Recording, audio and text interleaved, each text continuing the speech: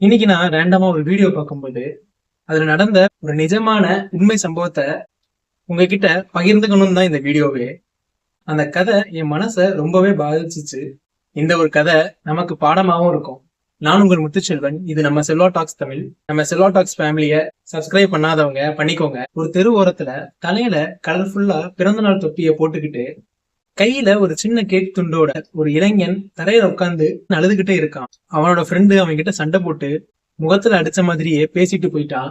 அந்த இளைஞன் புலம்பிக்கிட்டு இருக்கான், இன்னைக்கு என் பிறந்த நாள், எனக்கு வாழ்த்து சொல்லவோ இல்ல ஆறுதல் சொல்லவோ இந்த உலகத்துல யாருமே இல்லைன்னு அழுதுகிட்டே இருக்கான். அப்போ அந்த வழியா ஒரு பெண்மணி தன் 2 குழந்தைகளோட வராங்க. அந்த தாய் தன் கையால அவனோட கண்களை தொடச்சிட்டு, தம்பி நீ கவலைப்படாத, உனக்கு யாரும் இல்லைன்னா என்ன, எங்களோட வந்து தங்கு, நாங்க உன்னை பாத்துக்கிறோம்னு சொல்றாங்க. அது மட்டும் இல்லாம தன்னோட குழந்தைகளை ஓடி வர வச்சு அந்த இளைஞன் கிட்ட பிறந்தநாள் வாழ்த்து சொல்ல வைக்கிறாங்க. இதுதான் இந்த கதையில நெகிழ வைக்கிற ஒரு திருப்பம். இந்த அன்பு காட்டுறாங்கல்ல இந்த பெண்மணி, அவங்க பெரிய வசதியானவங்களோ இல்ல செலிபிரிட்டியோ கிடையாது.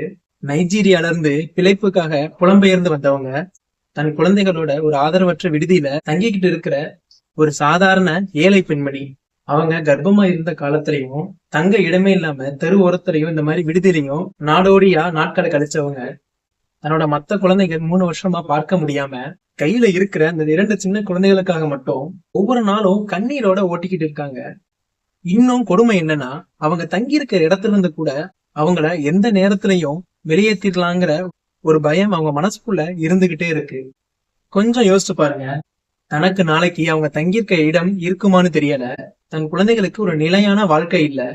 அப்படிப்பட்ட உச்சகட்ட வறுமையிலையும் இக்கட்டான சூழ்நிலையிலையும் இருந்துகிட்டு அந்த இளைஞனை பார்த்து நாங்க பாத்துக்கிறோம்னு கூப்பிடுறாங்க பாருங்க.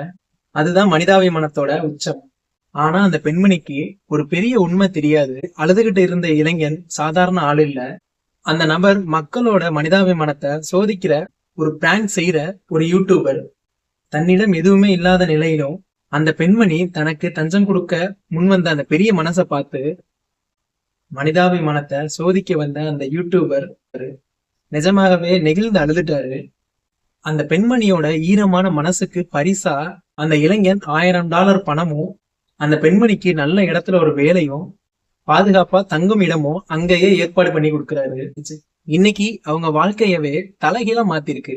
இந்த இடத்துல வள்ளுவர் சொன்ன ஒரு அழகான குறள் எனக்கு ஞாபகம் வருது. புறத்துறுப்பு எல்லாம் எவன் செய்யும் யாக்கை, அகத்துறுப்பு அன்பிலவருக்கு. இதோட விளக்கம் என்னன்னா, ஒருத்தரோட உள்ளத்துல அன்பு இல்லைன்னா அவங்க வெளியில எவ்வளவு அழகா இருந்தாலும் எவ்வளவு வசதியா இருந்தாலும் அதுல ஒரு பயனுமே இல்ல.